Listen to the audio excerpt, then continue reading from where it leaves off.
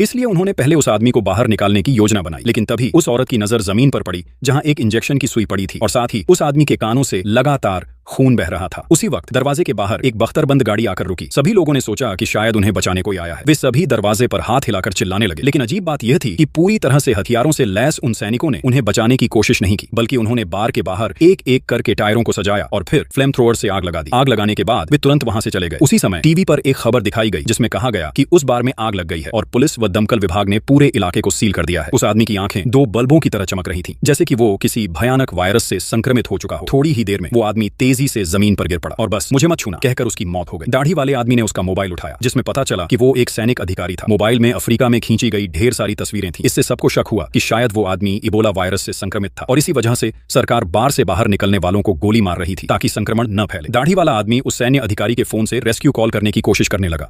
वहीं वेटर सेवक अपनी आखिरी सांसों में अपनी पत्नी को कॉल करना चाहता था। इसी बात पर दोनों में झगड़ा हुआ और वे दोनों कुर्सी से नीचे गिर पड़े। तभी बार की मालकिन ने सबको बताया कि जो भी उस मोबाइल को छुएगा उसे भी वायरस हो सकता है, इसलिए जो लोग उस शव या मोबाइल के संपर्क में आए हैं उन्हें एक साथ अलग कर दिया गया। चूंकि सूट वाला आदमी एक बंदूक रखता था इसलिए कोई भी उसका विरोध नहीं कर सका।